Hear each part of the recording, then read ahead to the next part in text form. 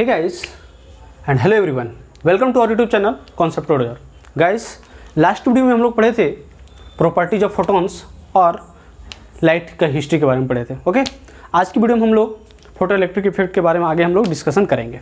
तो सबसे पहले टॉपिक हम लोग पढ़ने वाले हैं electron emission.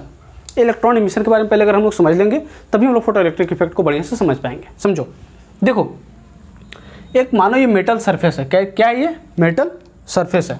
This is a metal surface. Okay, this is a metal surface. Okay, अब अगर ये मेटल सरफेस है तो मेटल का एक प्रॉपर्टी होता है, केमिस्ट्री में पढ़े होंगे आप लोग। मेटल का एक प्रॉपर्टी होता है कि उसके पास फ्री इलेक्ट्रॉन्स ज़्यादा होते हैं, मतलब ऑक्टेट फुलफिल करने के बाद एक्स्ट्रा इलेक्ट्रॉन होता है, दैट इज फ्री इलेक्ट्रॉन्स। तो मेटल्स के पास फ्री इलेक्ट्रॉन्स होते हैं, और जो फ्री इलेक्ट्रॉन्स होते हैं वो इसके सरफेस पे ही मूव कर रहे होते हैं, क्योंकि फ्री हैं तो इधर उधर मूव कर रहे हैं, फ्री इलेक्ट्रॉन्स मूव कर रहे हैं, बट इसके सरफेस पे मूव कर रहे हैं, सरफेस के बाहर नहीं।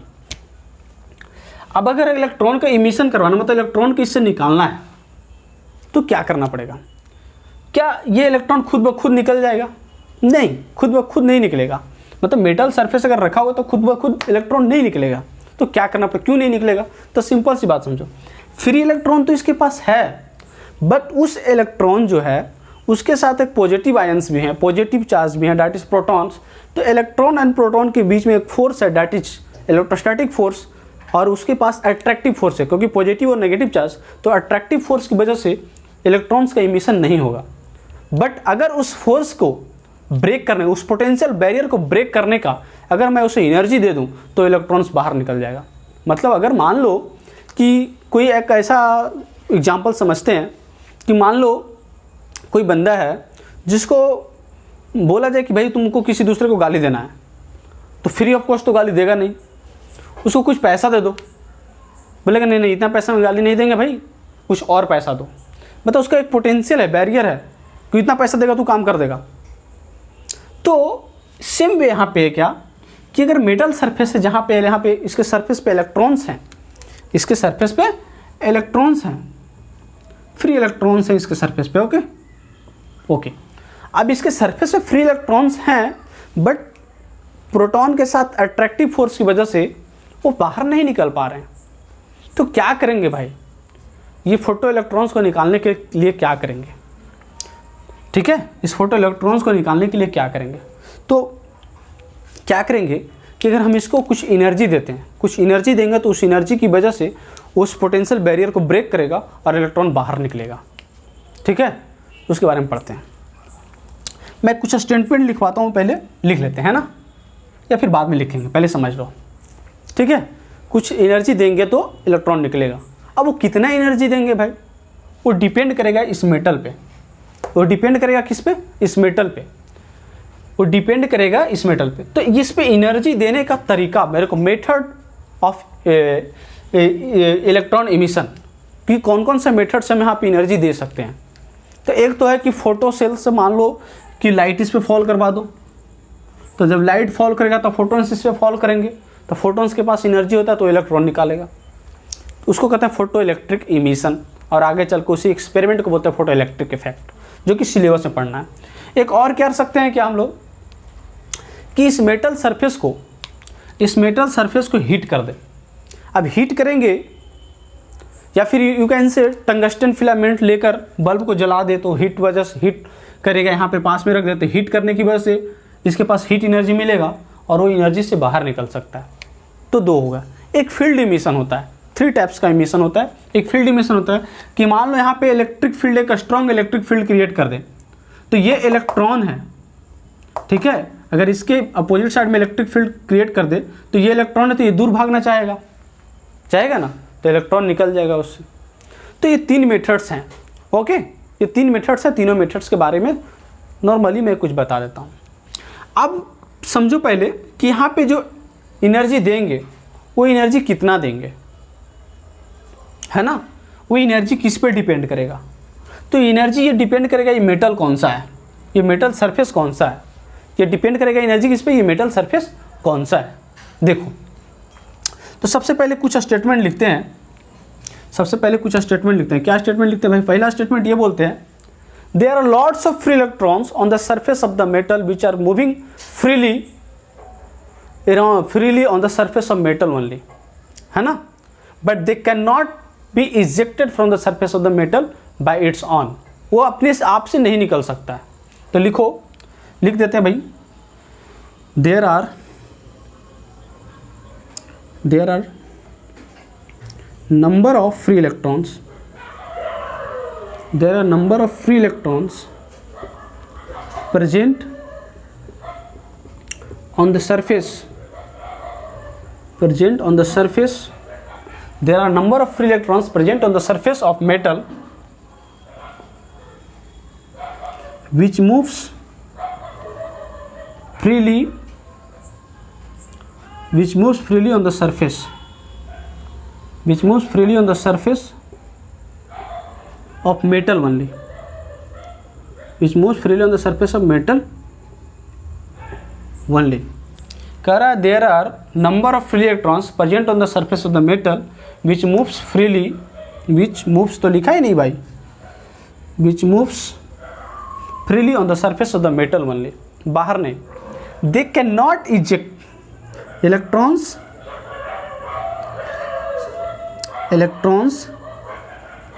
can't be ejected, by its own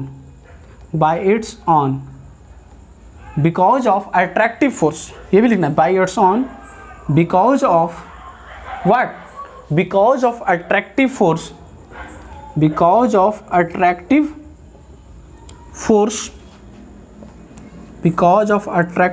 between positive and negative ions is here what, electrons and protons, because of positive and negative ions, attractive force between positive and negative ions। समझ में आया? तो क्या करना पड़ेगा हम लोग को अब, इलेक्ट्रॉन्स तो निकालना है, तो हम लोग को क्या करना पड़ेगा बेसिकली कि हम लोग को कुछ एनर्जी देना पड़ेगा ताकि ये अट्रैक्टिव फोर्स जो है इसको ब्रेक कर सके, इस पोटेंशियल बैरियर को ब्रेक सके। तो लिखते हैं हम लोग, क्या लिखेंगे, नेक्स्ट कॉन्सेप्ट जो है लिखेंगे क्या, to eject photo electrons,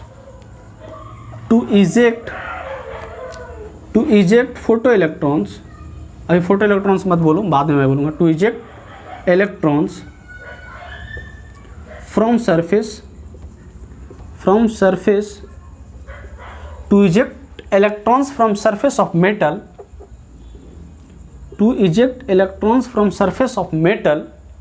we have to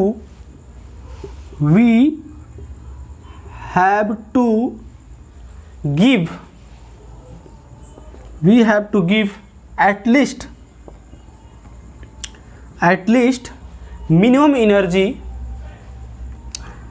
minimum energy, so that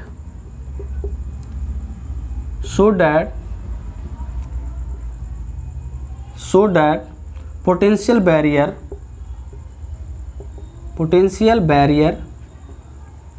can be broken out,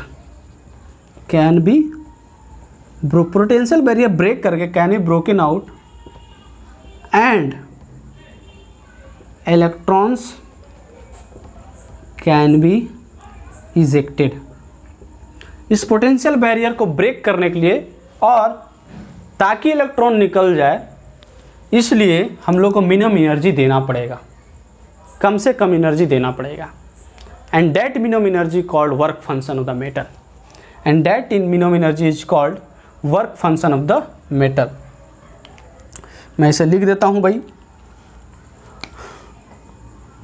minimum energy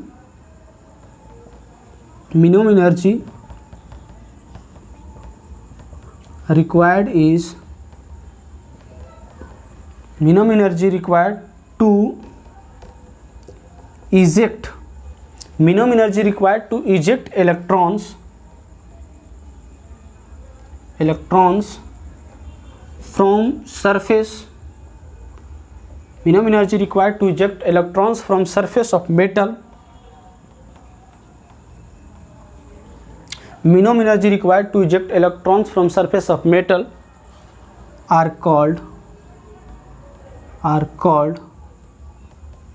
work function, that is denoted by phi या w, नीचे वाला दिख रहा है पोर्शन या विजिबल, फाई या w। तो समझ में आया कि इलेक्ट्रॉन्स को निकालने के लिए हम लोग को मिनिमम से मिनिमम एनर्जी देना पड़ेगा, and that minimum energy is called work function of the metal और phi, and that is denoted by w also. समझ में आया ये कॉन्सेप्ट? ओके चलो भैया, तो मेथड ऑफ इमिशन एनर्जी जो प्रोवाइड करेंगे वो कितने तरह से हम लोग कर सकते हैं, तो जो मेन इंपॉर्टेंट है हम लोग उसके बारे में डिस्कस करेंगे। ओके, जो मेन इंपॉर्टेंट है हम लोग उसके बारे में डिस्कस करेंगे। 3 मेथड है इमिशन का। कितने मेथड है? 3 method of emission. 3 method of emission. कितने मेथड है इमिशन का? 3 method of emission. First one is, बताओ, first one is photoelectric emission. First one is photoelectric emission. Second one is thermionic emission. Thermionic emission, and the third one is field emission। तो हम लोग के लिए ये important है, this is in syllabus, ये दोनों syllabus में नहीं, बट इसको मैं ऐसे ही डिस्कस कर दूंगा। ओके, देखो 3 मेथड्स ऑफ इमिशन है। फोटो इलेक्ट्रिक इमिशन मतलब क्या कि मान लो इस मेटल सरफेस पे कोई रेडिएशन आए, ओके, फोटोन्स आए यहाँ से, number of photons is falling on the surface of this metal. आपको कि नंबर ऑफ फोटोन्स फॉल कर रहा है तो इसके पास एनर्जी आ रहा है, नंबर ऑफ फोटोन्स अगर फॉल कर रहा है तो इसके पास एनर्जी आ रहा है। तो एनर्जी जो मिनिमम एनर्जी चाहिए वो मिनिमम एनर्जी अगर गेन कर लेता है तो इलेक्ट्रॉन्स निकलेगा। So this emission is called photoelectric emission, जिसको हम लोग डिस्कस करेंगे अभी। Second one is thermionic emission, जिसको हम लोग ने पहले बता चुका है कि थर्मो आयोनिक इमिशन किसे बोलेंगे भाई? जब मान लो कि उस मेटल सरफेस को हीट कर दो, या उस मेटल सरफेस के पास में को फिलामेंट जो ले चल, टंगस्टन फिलामेंट जो जल रहा है उसको लेके जाओ वहाँ पे, क्योंकि उस हीटिंग इफेक्ट की वजह से वो हीट एनर्जी प्रोड्यूस करेगा और वो एनर्जी लेकर इलेक्ट्रॉन का इमिशन हो सकता है। फील्ड इमिशन क्या मैं बोला?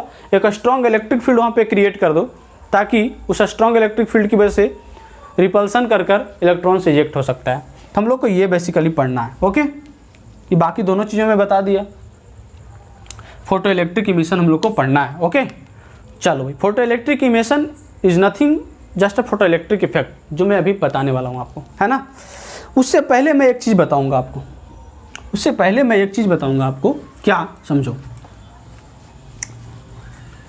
देखो भाई, ये मेटल क्या है पहले समझो, ये मेटल क्या है समझो, या फिर पहले फोटो इलेक्ट्रिक इमिशन बता ही देते हैं, ठीक है। मेटल सरफेस, तो फोटो इलेक्ट्रिक इमिशन क्या है, हेडिंग डालना है क्या, फोटो इलेक्ट्रिक इफेक्ट। अब आते हैं भैया photo electric effect. Photo electric effect, photo electric effect. Photo electric effect क्या कहता है, कह रहा है when a light of certain wavelength falls on the metal surface, मैं इसे लिखवाऊंगा नहीं, मैं बोल दे रहा हूँ।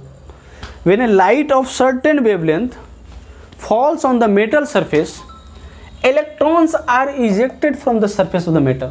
when a light of certain wavelength, मतलब ऐसा नहीं है कोई भी वेवलेंथ से इलेक्ट्रॉन्स नहीं निकलेगा, मैं पहले बता रहा हूँ। when a light of certain wavelength falls on the metal surface and electrons are ejected from the surface of the metal, this phenomenon is called photoelectric effect। मैं एक बार फिर से रिपीट कर दे रहा हूँ। when light falls on the metal surface the electrons are when light of certain wavelength falls on the metal surface, electrons are ejected from the surface of the metal and this phenomenon is called photoelectric effect. अब phenomenon क्या होता है समझो. photoelectric effect मैं बता दिया. Light fall किया, ठीक है, लाइट फॉल किया तो मान लो एक फोटॉन्स आया तो उसके पास एनर्जी कितना था भाई, hc/λ. अप्रॉक्स एक फोटोन एक इलेक्ट्रॉन को इमिट करवाता है, इजेक्ट करवाता है. Approximately 1 photons will eject 1 electrons approximately. And time taken by, time कितना लगाता है, time is taken by 10⁻⁻10 second I think. Okay, ये जेईई मेंस में एक बार क्वेश्चन भी आ चुका है. बहुत कम टाइम लगाता है. जब लाइट इस पर फॉल करता है तो एक फोटोन से एक इलेक्ट्रॉन्स को निकाल ही लेता है. ठीक है, तो ये दो चीज़ें, दो इंपॉर्टेंट क्वेश्चन है, इसको इसलिए आप याद कर सकते हो. Approximately 1 photon will eject 1 electrons and time कितना लगाता है 10⁻⁻10 सेकेंड. मान लो लाइट फॉल किया, कब का इलेक्ट्रॉन निकल गया आपको पता भी नहीं चलेगा. ओके, मतलब 1 सेकेंड में कितना 1/10 पार्ट का सेकेंड लगाता है, तो बहुत जल्दी निकल जाता है. अब ये सर्टेन वेवलेंथ, कुछ ऐसा वेवलेंथ का लाइट फॉल किया तो इलेक्ट्रॉन्स निकलेंगे. कब इलेक्ट्रॉन्स निकलेंगे, तो सबसे पहला क्राइटेरिया क्या है, जो वर्क फंक्शन बताया फाई, ये फाई जो मिनिमम एनर्जी क्राइटेरिया उसको फॉलो करेगा ये रे ऑफ लाइट, तभी इलेक्ट्रॉन्स निकलेगा. मतलब जो रे ऑफ लाइट फॉल्स कर रहा है अगर इस फाई से ज़्यादा है, अगर उसका एनर्जी, उस फोटॉन्स का एनर्जी अगर ज़्यादा है फाई से, तब इलेक्ट्रॉन्स इजेक्ट होगा. Electrons ejected, electrons ejected, electrons ejected. अब देखो, अगर इलेक्ट्रॉन्स इजेक्ट हुआ तो फोटोइलेक्ट्रिक इफेक्ट हुआ. बहुत सारे ऐसे टीचर जो हैं यूट्यूब पे भी, मुझे कुछ बच्चे ने बताया है कि बहुत सारे टीचर क्या किए बताएं कि नहीं, अगर इलेक्ट्रॉन्स इजेक्ट होता है इसका मतलब ये नहीं कि फोटोइलेक्ट्रिक इफेक्ट हुआ है. भैया फोटोइलेक्ट्रिक इफेक्ट हुआ है. अगर इलेक्ट्रॉन, अगर ई जो होगा अगर फाई से ज़्यादा होगा तो फोटोइलेक्ट्रिक इफेक्ट हुआ है. अब तुम कहोगे कि हुआ या नहीं हुआ है, ये तुम नहीं कह सकते हो. ये कह सकते हो कि फोटोइलेक्ट्रिक इफेक्ट तो हुआ है, बट तुम कहोगे या नहीं वो तुम अभी नहीं कह सकते. मतलब सर आप क्या कहना चाहते हो, मतलब फोटोइलेक्ट्रिक इफेक्ट हुआ है बट उसको ऑब्जर्व करोगे तभी तो बोलोगे कि हाँ भैया फोटोइलेक्ट्रिक इफेक्ट हुआ है. उसको बाद में मैं डिस्कस करूँगा. तो मतलब ई अगर ग्रेटर देन 5 है तो इलेक्ट्रॉन्स इजेक्ट करेंगे. और अगर ई लेस देन इक्वल टू 5 है, ई अगर लेस देन इक्वल टू 5 है, नॉट इजेक्शन, इजेक्शन नहीं होगा. मतलब अगर इलेक्ट्रॉन का जो फोटॉन्स का जो एनर्जी है अगर वर्क फंक्शन के बराबर है तो इलेक्ट्रॉन का मतलब फोटो इलेक्ट्रॉन्स का इजेक्शन नहीं होगा. अब मैं जो बता रहा था कि हाँ जो वर्क फंक्शन जो ऑफ द मेटल है, ये मेटल कौन से होते हैं, ये मेटल कौन से होते हैं, तो ये मेटल बेसिकली होता है अल्कली मेटल. कौन सा मेटल होता है, alkali metal. You can right lithium, sodium, potassium and caesium. और भी होता है कैल्शियम वगैरह, मैं 3 को एग्जांपल में बताता हूँ. और इसका वर्क फंक्शन अगर देखोगे फाई, अगर इसका वर्क फंक्शन देखोगे फाई, ओके, तो सबसे कम जो वर्क फंक्शन होता है इसका होता है सीजियम का. And this is approximately equal to 1.9 electron volt, this is 2.2 electron volt, this is 2.3 electron volt and this is 2.5 electron volt, like this. Okay, इस तरीक़ा से होता है. मतलब सीजियम का सबसे बेस्ट मेटल होगा फोटोइलेक्ट्रिक इफेक्ट होने के लिए. इस तरह का क्वेश्चन अगर पूछा जाए तो लिख सकते हो, caesium will be the best metal for the photoelectric effect to be happen. Photoelectric effect अगर आपको करवाना है तो सबसे बेस्ट मेटल कौन सा होगा, सीजियम होगा. ओके भाई, तो ये आपको ध्यान में रखना चाहिए. तो this is the work function. Work function does not depend upon the anything else because this is the property of the elements only, this is the property of the metals only, है ना. मतलब कह सकता है work function does not, यहाँ पे लिख सकता है phi doesn't depend on anything. किसी चीज़ पे ये डिपेंड नहीं करेगा भाई। डजंट डिपेंड ऑन एनीथिंग, किस पे डिपेंड करेगा? Because it is dependent on metal. Metal change करोगे वर्क फंक्शन चेंज होगा। देखो लिथियम के जगह पर सोडियम लगेगा तो वर्क फंक्शन चेंज होगा, लेकिन अगर लिथियम ही रखोगे तो उसका हर हमेशा वर्क फंक्शन इतना होगा, मतलब 2.5 इलेक्ट्रॉन वोल्ट से ज़्यादा एनर्जी दोगे तभी फोटो इलेक्ट्रिक इफेक्ट होगा, अदरवाइज नहीं होगा। मतलब अगर 2.5 इलेक्ट्रॉन वोल्ट से ज़्यादा एनर्जी दोगे तभी फोटो इलेक्ट्रिक इफेक्ट होगा, नहीं तो नहीं होगा। अंडरस्टूड? समझ में आया? बोलो आया आया आया। ओके भैया आया। चलो तो ये चीज़ें समझ में आया कि फोटो इलेक्ट्रिक इफेक्ट क्या होता है। when a light of certain wavelength falls on the metal surface, electrons are ejected from the surface of the metal and this phenomenon is called photoelectric effect. Understood? चलो भैया समझ में तो ये आया। नाउ अब हम लोग आगे बढ़ते हैं। ये सब सारे चीज़ हम लोग डिस्कस कर लिए है ना। चलो भाई अब हम लोग फोटो इलेक्ट्रिक इक्वेशन की तरफ बढ़ते हैं। अब हम लोग फोटो इलेक्ट्रिक इक्वेशन की तरफ बढ़ते हैं, ठीक है।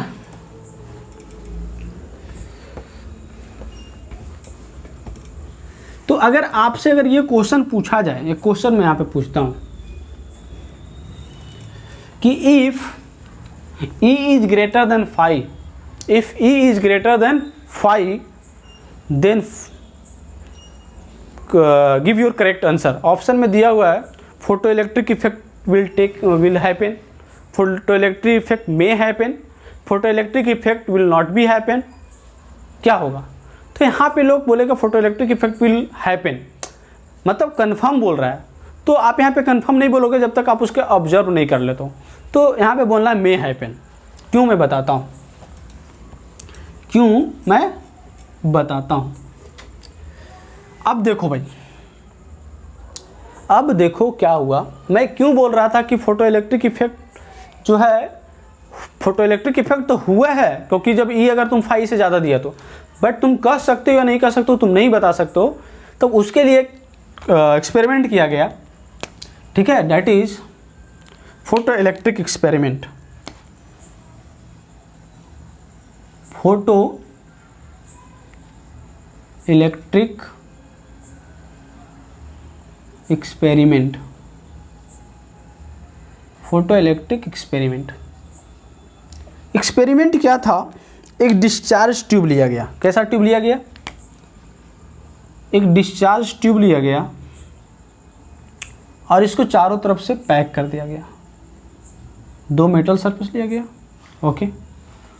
इसको एक बैटरी से कनेक्ट किया गया। बैटरी से क्यों कनेक्ट किया गया उसको समझ में आएगा बाद में। This is anode and this is cathode. अब क्योंकि रे ऑफ लाइट इस पे फॉल कर रहे हैं भाई, रे ऑफ लाइट इस पे फॉल कर रहे हैं। अब फॉल होने के बाद, यहाँ फॉल होने की इस मेटल सरफेस पे फॉल होने के बाद टकराया इस पे, तो फॉल होने के बाद यहाँ पे क्या हुआ? कॉलिजन हुआ। अब कॉलिजन जो हुआ उसमें कुछ वेस्ट हुआ होगा, है ना। वो जो कॉलिजन हुआ होगा इसमें कुछ वेस्ट होगा। तो यहाँ से जो आया, मान लो इसका इंटेंसिटी आई है, energy is hc/λ each photon. मैं एक फोटॉन्स की मैं बात कर रहा हूँ। मैं बोला था कि एक फोटॉन्स एक इलेक्ट्रॉन्स को इजेक्ट करेगा, ठीक है। तो यहाँ से आया, इलेक्ट्रॉन्स आए और इलेक्ट्रॉन्स निकल कर इधर चले गए, ओके। ये पाथ को फॉलो किया। अब अगर इस प्लेट से इस प्लेट पे इलेक्ट्रॉन्स आता है तो इस प्लेट पे इलेक्ट्रॉन आने की वजह से इलेक्ट्रॉन्स की डायरेक्शन इस डायरेक्शन में होगी, तो इधर करंट फ्लो करना शुरू कर देगा। तो यहाँ पे मान लो हम एक गैल्वेनोमीटर लगा दिए, तो अगर इलेक्ट्रॉन्स इस डायरेक्शन में फ्लो करने लगा तो करंट इस डायरेक्शन में फ्लो करने लगेगा। और अगर गैल्वेनोमीटर डिटेक्ट करता है कि करंट फ्लो कर रहा है, इसका मतलब क्या हुआ कि फोटो इलेक्ट्रिक इफेक्ट कन्फर्म हुआ है। मतलब हम लोग चेक करने के लिए, हम लोग ऑब्जर्व करने के लिए कि फोटो इलेक्ट्रिक इफेक्ट हुआ या नहीं हुआ है, उसके लिए हम लोग यह सेटअप तैयार करते हैं और उसको एक गैल्वेनोमीटर के साथ अटैच करते हैं और देखते हैं कि क्या इसका नीडल जो है डिटेक्शन कर रहा है या नहीं कर रहा है। अगर ये डिटेक्ट कर रहा है इसका मतलब क्या फोटो इलेक्ट्रिक इफेक्ट हुआ है। अगर ये डिटेक्ट नहीं कर रहा है इसका मतलब फोटो इलेक्ट्रिक इफेक्ट हुआ ही नहीं है। अंडरस्टूड? समझ में आया या नहीं आया? आई थिंक आया होगा। इसका मतलब इलेक्ट्रॉन्स मतलब फोटॉन्स इस पर फॉल करेंगे, फिर यहाँ से इलेक्ट्रॉन्स निकलेंगे और इलेक्ट्रॉन्स अगर निकलकर इस प्लेट पे आ जाता है तब हम कहेंगे फोटो इलेक्ट्रिक इफेक्ट हुआ है। हम कहेंगे ऐसे हुआ होगा। अगर E ग्रेटर देन फाई अगर रहेगा तो फोटो इलेक्ट्रिक इफेक्ट तो इलेक्ट्रॉन्स तो इजेक्ट होंगे ही होंगे, लेकिन हम नहीं कर सकते क्योंकि हो सकता है जो इलेक्ट्रॉन्स इजेक्ट हुआ उसके पास इतना एनर्जी नहीं है कि यहाँ से यहाँ पहुँच जाए, because this is the gap, ये जो लेंथ है उसको ट्रेवल करना पड़ेगा। और क्योंकि ये बैटरी से कनेक्टेड रहती है पॉजिटिव और नेगेटिव टर्मिनल, तो यहाँ पे भी एक इलेक्ट्रिक फील्ड का डायरेक्शन है, तो इस इलेक्ट्रिक फील्ड के डायरेक्शन के अपोजिट में इलेक्ट्रॉन्स को चलना है, तो उसको फोर्स के अपोजिट में अगर चलना है तो उतना तो चाहिए ही एनर्जी, तभी तो पहुंच पाएगा। मतलब समझ में आया? तो ये सेटअप हम लोग क्यों तैयार किए, तो लिख सकते हो this setup is organised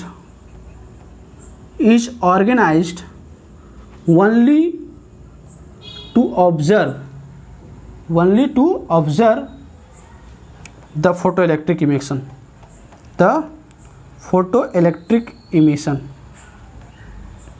photoelectric emission हो रहा है या नहीं हो रहा है उसको ऑब्जर्व करने के लिए इस सेटअप को हम लोग तैयार किए। अंडरस्टूड? समझ में आया होगा। अगर फोटोइलेक्ट्रिक इमिशन हो रहा है और इलेक्ट्रॉन यहाँ से ट्रेवल करके यहाँ आ रहा है तो इसका मतलब फोटोइलेक्ट्रिक इफेक्ट हुआ है, ऑब्जर्व कर लिए, है ना। इसमें से हो सकता है कि सभी इलेक्ट्रॉन नहीं पहुँच पाएंगे, कुछ इलेक्ट्रॉन पहुँच पाएंगे, है ना। लेकिन अप्रॉक्सीमेटली ऐसा माना जाता है अगर एक फोटॉन्स अगर इस पर फॉल्स कर रहे हैं तो एक इलेक्ट्रॉन्स निकलेगा। और जो इलेक्ट्रॉन्स इजेक्ट करते हैं, तो जो इलेक्ट्रॉन्स यहाँ से इजेक्ट होकर यहाँ पे ट्रेवल करते हैं, इस इलेक्ट्रॉन को बोलते हैं फोटो इलेक्ट्रॉन्स। तो मैं यहाँ पे लिखता हूँ ejected electrons are called photo electrons. Ejected electrons are called photoelectrons and the current, और जो करंट होगा, ejected electrons are called photoelectrons and the current which is following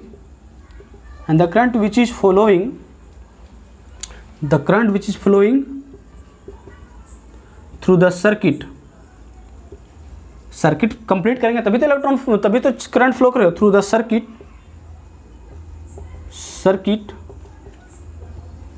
is called photoelectric current और you can say is called photo current.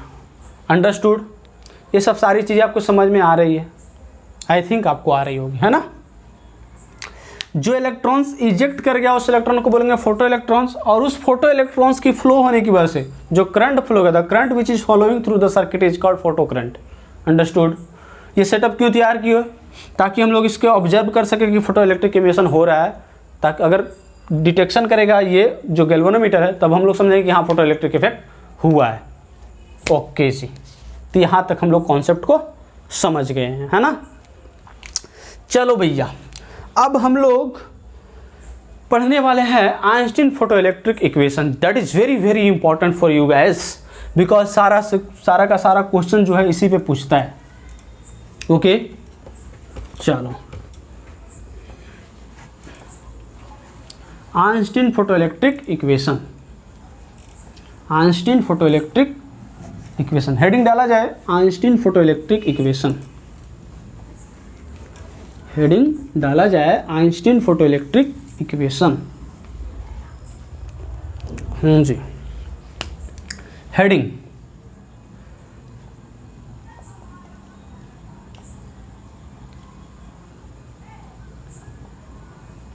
Einstein photoelectric equation, Einstein photoelectric equation. आ जाओ, अब देखो क्या होगा, कैसे हम लोग इस आइंस्टीन फोटो इलेक्ट्रिक इक्वेशन को समझते हैं। समझो, देखो मान लो ये ई एनर्जी हम लोग E equal to H C by lambda, एक फोटोन्स का एनर्जी आया, ये फॉल किया और ये कितनी पार्ट में काम कर रहा होगा इसके बारे में समझना है। ये कितनी पार्ट में काम कर रहा होगा समझना है। एक तो फाई वर्क फंक्शन में लगा होगा, श्योर है भाई। जो एनर्जी दी है मेटल सरफेस पे जो फॉल किया उसको इलेक्ट्रॉन निकालने में एनर्जी लगेगा, डेट इज 5। कुछ वेस्ट हुआ होगा, कुछ वेस्ट हुआ होगा, वेस्ट इन कॉलिजन, ओके। और कुछ एनर्जी काइनेटिक एनर्जी में, काइनेटिक एनर्जी ऑफ, कुछ एनर्जी किस में गया होगा, kinetic energy of photo electrons, kinetic energy of photo electrons. अब देखो, एक मैं डाटा लेके आपको समझाना चाहता हूँ, है ना, मैं एक आपको डाटा लेके आपको समझाना चाहता हूँ, ओके। चलो भाई, E इज इक्वल टू मैं मान लेता हूँ, let this be a 3.5 electron volt, okay. मैं इसे मान लिया 3.5 इलेक्ट्रॉन वोल्ट, और मैं फाई को मान लिया, लेट दिस बी 1 पॉइंट और यू कैन से 2.5 इलेक्ट्रॉन वोल्ट, ठीक है। अब मान लो कि कॉलिजन में जीरो लॉस हुआ, एकदम कोई लॉस नहीं हुआ, तो काइनेटिक एनर्जी का वैल्यू कितना हो जाएगा, टोटल एनर्जी ये दिया, टोटल एनर्जी ये आया, उसमें से ये कुछ वर्क फंक्शन में लग गया, जीरो लॉस में हुआ, तो kinetic energy of photo electron क्या होगा, तो 3.5 माइनस 2.5, बाकी काइनेटिक एनर्जी में रहेगा, डेट इज 1 इलेक्ट्रॉन वोल्ट, है ना। ऐसा करते इसको थोड़ा सा और ज़्यादा अमाउंट में लेते हैं ना, लेट दिस बी 6.5, तो ये 2.5 इलेक्ट्रॉन वोल्ट में चला गया, और यू कैन से इसको मान लेते हैं, थोड़ा कोई रफ क्वेश्चन बन जाएगा, let this be 3 electron volt. अब अगर ये 6.5 इलेक्ट्रॉन वोल्ट है, ये 3 इलेक्ट्रॉन वोल्ट है, और जीरो कॉलिजन में वेस्ट होता है, तो ये कितना बचेगा बताओ, 6.5 minus 3.5, that is 3.5 electron volt, okay. ये तो फिक्स रहेगा भाई, इसमें कोई चेंज नहीं आएगा। मैंने लिखाया था कि work function the metal does not change, तो ये चेंज नहीं करेगा। अब मान लो कॉलिजन में 1 इलेक्ट्रॉन वोल्ट का लॉस हो रहा है, वेस्ट हो रहा है, तो क्या होगा, 3 and 1 is 4, 6 minus 6.5 minus 4, that is 2.5 होगा। अब ये तो हमेशा 3 पॉइंट इलेक्ट्रॉन वोल्ट रहेगा, वो भी फिक्स है। दिस इज लेट, इसको मान लेते हैं 2 इलेक्ट्रॉन वोल्ट, तो यहाँ पे कितना आ जाएगा, 1.5 इलेक्ट्रॉन वोल्ट। अब इसको मान, ये तो 3 इलेक्ट्रॉन ही वोल्ट है, अब इसको मान लो 3.5 इलेक्ट्रॉन वोल्ट, तो यहाँ पे क्या होगा, 0 इलेक्ट्रॉन वोल्ट, मतलब काइनेटिक एनर्जी है ही नहीं। अब अगर काइनेटिक एनर्जी नहीं है, इसका मतलब क्या, इलेक्ट्रॉन्स पहुँच पाएंगे कैथोड से एनोड, नहीं पहुँच पाएंगे। इसका मतलब हम लोग क्या कहेंगे, फोटो इलेक्ट्रिक इमिशन नहीं हुआ है, बट एक्चुअल में तो हुआ है, क्योंकि देखो E इज इक्वल टू 6.5 से तो ज़्यादा है, 3 इलेक्ट्रॉन वोल्ट से तो ज़्यादा है, इलेक्ट्रॉन्स इमिशन हुआ है, बट सारा एनर्जी किस में लॉस हो गया, कॉलिजन में, तो इसलिए हम लोग कहेंगे इमिशन नहीं हुआ है। तो इसको अगर तुम देखोगे तो काइनेटिक एनर्जी क्या है, अगर तुम यहाँ से लिखोगे तो kinetic energy of photo electron जो है, kinetic energy of photo electron जो है, काइनेटिक एनर्जी जो फोटो इलेक्ट्रॉन्स का है, जीरो से कहाँ से काइनेटिक एनर्जी मैक्सिमम, जीरो से कहाँ है kinetic energy maximum. Maximum kinetic energy कब होगा, जब फोटो इलेक्ट्रिक इमिशन कब होगा, बिल्कुल जीरो, बिल्कुल जीरो। यानी कि जो फोटो इलेक्ट्रिक इमिशन हो रहा है उसमें इस तरह का फेनोमेना हो रहा है, बट जो हम लोग काइनेटिक एनर्जी ऑब्जर्व कर रहे हैं वो जीरो से लेकर मैक्सिमम तक है, जीरो से लेकर मैक्सिमम काइनेटिक एनर्जी तक है। तो अगर कोई लॉस नहीं होगा तो मैक्सिमम काइनेटिक एनर्जी होगा। इसलिए आइंस्टीन साहब ने जो इक्वेशन लिखा, this is the range of kinetic energy of the ejected photo electrons, remember this, this is the range of kinetic energy of the ejected photo electrons, this is the range of kinetic energy of the ejected photo electrons. तो Einstein photoelectric equation का जो कहना था, उसमें कहना था कि collision में परफेक्टली इलास्टिक कॉलिजन होने की वजह से उसमें कोई लॉस नहीं होगा। अगर कोई लॉस नहीं होगा तो हम लोग इक्वेशन लिख सकते हैं E is equal to 5 plus kinetic energy maximum. अब जब अगर कोई लॉस ही नहीं तो जो भी एनर्जी होगा काइनेटिक एनर्जी मैक्सिमम के बराबर होगा। So this is the Einstein photoelectric equation. So this is the basically Einstein photoelectric equation. So this is basically Einstein photoelectric equation. Understood? E is equal to 5 plus kinetic energy maximum, where kinetic energy of the photoelectrons lies between, understood? Remember this, kinetic energy of the photoelectrons lies between 0 to kinetic energy maximum. Okay, तो इसलिए यहाँ पे kinetic energy maximum होता है photoelectric equation में, जब collision में waste जो होता है एनर्जी 0 होता है। ओके, इसको और डिफरेंट फॉर्म में लिखा जा सकता है। एनर्जी को बताओ, लिख सकते हो कि नहीं लिख सकते हो? लिख सकते हो HF। इसको फाई को क्या लिखोगे बताओ? फाई को लिख सकते हो HF not plus kinetic energy maximum, और you can write this as H comma F minus F not is equal to kinetic energy maximum. ये भी फॉर्म में लिख सकते हो, और ये भी लिख सकते हो HC by lambda is equal to HC by lambda naught. Phi को लिख सकते हो HC by lambda naught is equal to half mv square, और काइनेटिक एनर्जी मैक्सिमम तो यहाँ से लिख सकते हो HC कॉमन कर लोगे तो 1 by lambda minus 1 by lambda naught is equal to half mv square. m is the mass of electron, remember this. HC by lambda 1 by 1 minus 1 by lambda is equal to half mv square, where lambda and F naught, lambda naught and F naught जो है बहुत important definition मैं उसे बताता हूँ। Okay, तो ये Einstein photoelectric equation आपको समझ में आया। चलो, कुछ इंपॉर्टेंट टर्म है, डिफिनेशन है, मैं बताता हूँ उसको।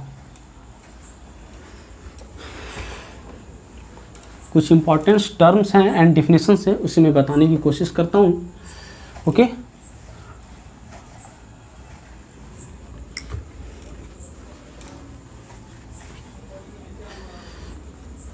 देखो, जो अभी हम लोग लिखे थे phi is equal to HC by lambda naught या HF नॉट। ये लेमडा नॉट क्या है? ये लेमडा नॉट को बोलते हैं थ्रेशोल्ड वेवलेंथ। क्या बोलते हैं? Threshold, THRE, threshold wavelength. This is basically lambda naught. Lambda naught क्या है बताओ? इसको डिफिनेशन अगर बोर्ड एग्जाम्स में पूछते हैं, दैट इज वाई मैं लिखवा देता हूँ। थ्रेशोल्ड वेवलेंथ को क्या आप लोग डिफिनेशन लिख सकते हो बताओ आप? क्योंकि वाई जो फाई जो है वर्क फंक्शन है, और वर्क फंक्शन मैं शुरू से ही बोल रहा हूँ कि वर्क फंक्शन मिनिमम से मिनिमम होना चाहिए इलेक्ट्रॉन्स निकलने के लिए। अब अगर इसको आपको मिनिमम करना है, यानी लेमडा को क्या करना पड़ेगा? मैक्सिमम, तभी तो ये टोटल क्वांटिटी मिनिमम होगा। इसलिए इसका डिफिनेशन लिख सकते हो the maximum wavelength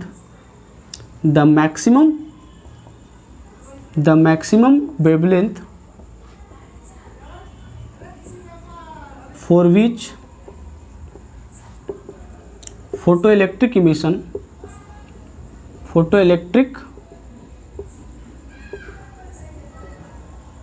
emission is possible, photoelectric emission is possible, is called the maximum wavelength for which photoelectric emission is possible is called threshold wavelength. Threshold wavelength. Okay, similarly अगर हम आपको लिखा जाए threshold frequency, threshold frequency that is F not, तो क्या लिखोगे आप? इसको मिनिमम करना है, यानी कि एफ नॉट क्या होना चाहिए? मिनिमम। तो the minimum frequency for which the minimum maximum के जगह पे minimum frequency for which photoelectric emission can take place is called threshold frequency. लिखवाने की कोई ज़रूरत नहीं है। समझ में आया? बोलो समझ में आया कि नहीं आया? चलो भाई, आया होगा आई थिंक। चलो, थ्रेशोल्ड फ्रीक्वेंसी, थ्रेशोल्ड वेवलेंथ आपको समझ में आ गया। आ जाओ, देखो कुछ ग्राफ्स हैं, ओके, कुछ ग्राफ्स हैं जो हम लोग को पढ़ना है। जो आइंस्टीन साहब का जो ऑब्जर्वेशन है उसको हम लोग को पढ़ना है, ठीक है।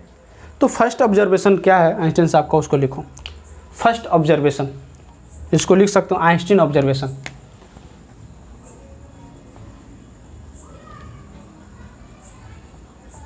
आइंस्टीन ऑब्जर्वेशन, आइंस्टीन ऑब्जर्वेशन क्या है समझो। आइंस्टीन ऑब्जर्वेशन जो फर्स्ट है वो कहता है क्योंकि इंटेंसिटी बढ़ाने से नंबर ऑफ फोटॉन्स बढ़ेंगे, तो बोल रहा है कि जब इंटेंसिटी बढ़ाएंगे तो करंट भी इंक्रीज करेगा। इंटेंसिटी बढ़ाएंगे तो करंट भी इंक्रीज करेगा। तो यहाँ से लिखते हैं on increasing intensity of light photo current increases, और you can say directly proportional. On increasing intensity of light photo current increases, मतलब जो इसका ग्राफ होगा which looks like this is current and this is intensity, so this will look like this। ये simple सा graph है, क्यों समझो। अभी भी मैं बताया था n is directly proportional to intensity, number of photon is directly proportional to intensity. और क्योंकि मैं बताया था एक फोटोन्स एक इलेक्ट्रॉन्स को इजेक्ट करेगा, और जो वही इलेक्ट्रॉन्स अगर पहुंचेगा तो करंट फ्लो करेगा, मतलब नंबर ऑफ जितना फोटोन्स फॉल करेगा उतना इलेक्ट्रॉन्स इजेक्ट होगा, और उतना ही इलेक्ट्रॉन्स इजेक्ट होगा तो उतना ही करंट फ्लो करेगा। रीजन समझ में आ गया है ना। तो ये फर्स्ट ऑब्जर्वेशन था उनका, ओके, ये फर्स्ट ऑब्जर्वेशन था। और क्या उनका ऑब्जर्वेशन था भाई, उनका ऑब्जर्वेशन और क्या चीज़ था मैं बताता हूँ। उनका कहना था कि भाई करंट का क्या फ़र्क पड़ेगा फ्रीक्वेंसी पे। अगर फ्रीक्वेंसी हम लाइट का इंक्रीज करा दे तो करंट पे क्या फ़र्क पड़ेगा। फ्रीक्वेंसी अगर हम इंक्रीज करवा दे तो करंट पे क्या फ़र्क पड़ेगा, करंट पे क्या फ़र्क पड़ेगा। तो समझो, फ्रीक्वेंसी इंक्रीज होगा मतलब क्या इंक्रीज होगा, एनर्जी इंक्रीज होगा। फ्रीक्वेंसी इंक्रीज होगा मतलब क्या इंक्रीज होगा, एनर्जी इंक्रीज होगा, ना कि फोटॉन्स इंक्रीज होंगे। फोटॉन्स वही रहेंगे, एक फोटॉन्स एक ही इलेक्ट्रॉन्स को इजेक्ट करेंगे, मतलब उसका करंट पे क्या फ़र्क पड़ेगा, उसका करंट पे क्या फ़र्क पड़ेगा। क्या होगा कि जब फ्रीक्वेंसी बढ़ेगा, जब फ्रीक्वेंसी लाइट का बढ़ेगा तो इलेक्ट्रॉन्स इजेक्ट होंगे, लेकिन एक टाइम ऐसा आएगा कि उसके बाद करंट इंक्रीज नहीं होगा। क्यों नहीं होगा समझो आप, देखो इसका जो ग्राफ होगा, अच्छा ये तो मैं इरेज किया ही नहीं। On increasing frequency what will be the change on the current, okay।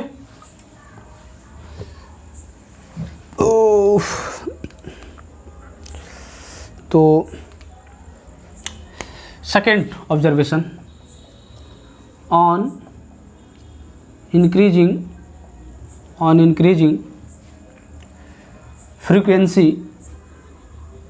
frequency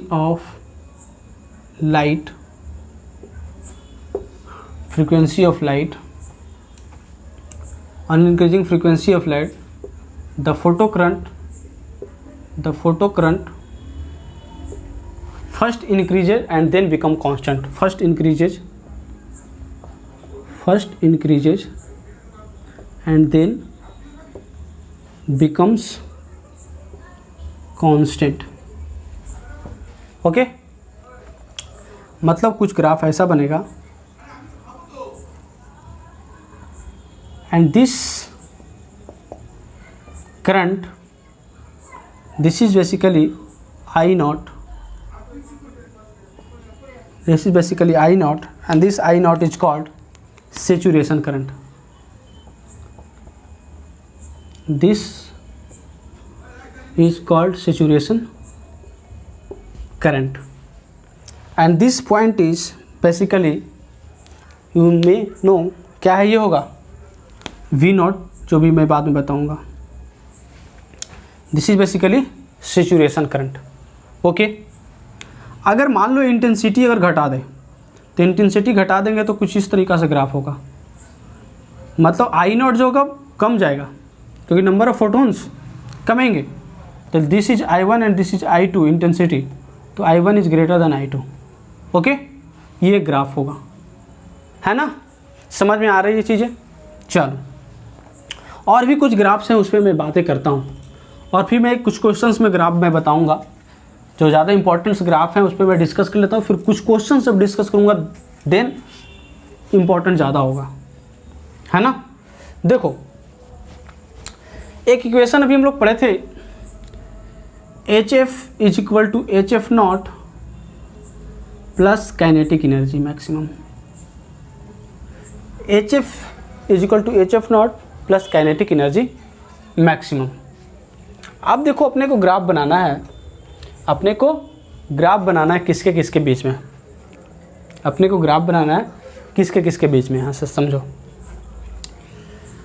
अगर इसको y एक्सिस पे मानो और इसको x एक्सिस पे मानो, तो दिस इज कांस्टेंट. तो क्या लिख सकते हो, y is equal to mx plus C. लिख सकते हैं क्या, y is equal to mx plus C. और यू कैन से, अगर इसको y एक्सिस पे मानते हैं, अगर इसको y एक्सिस पे मानते हैं, y is equal to mx minus C यहाँ पे हो जाएगा, and minus C is equal to यहाँ पे क्या हो जाएगा, HF not. And here y is equal to kinetic energy maximum, and this is mx is here HF, where m is this. अगर इसका ग्राफ बनाया जाए, इसका ग्राफ बनाया जाए तो क्या ऐसा होगा, बताओ. लो, ये जो है ये एनर्जी है, काइनेटिक एनर्जी. ओके, ये जो एनर्जी है, this is kinetic energy and this is frequency. Okay, तो इसका ग्राफ कुछ कैसा आएगा, look like this. This is F not, this is F not. Okay, और यहाँ पे जो कट करेगा वो यहाँ पे कट करेगा HF not minus of HF not, है ना. और इसी को अगर हम लोग वेवलेंथ के फॉर्म में लिख देंगे, that is HC by lambda is equal to HC by lambda naught plus kinetic energy maximum. तो ग्राफ अगर इस तरीके से दिखा दो, काइनेटिक एनर्जी मैक्सिमम और ये काइनेटिक एनर्जी मैक्सिमम, और अगर इसको दिखा दो क्या, दिस इज 1 बाई लेमडा, तो ग्राफ कुछ इसी तरीक़ा से आएगा. ओके, तो ये आज की क्लास था. आज की क्लास में यहीं पे स्टॉप करता हूँ. नेक्स्ट क्लास में मैं कुछ क्वेश्चंस लेकर आऊँगा फोटो इलेक्ट्रिक इफेक्ट पे बेस्ड, और एक छोटा सा कॉन्सेप्ट बचा है, दैट इज स्टॉपिंग पोटेंशियल. उसको उसी कॉन्सेप्ट में ही, मतलब क्वेश्चंस के दिन ही मैं बताऊँगा. ओके, तो आज के लिए मैं यहीं पे रखता हूँ आज की क्लास. जो नेक्स्ट आगे जो सब्जेक्ट टॉपिक बचा है, दैट इज मैटर वेव, उसको डिस्कशन करेंगे, और रेडिएशन प्रेशर बचा है, मतलब 2 क्लास उधर और लगेगा. Okay, till then tata and bye bye.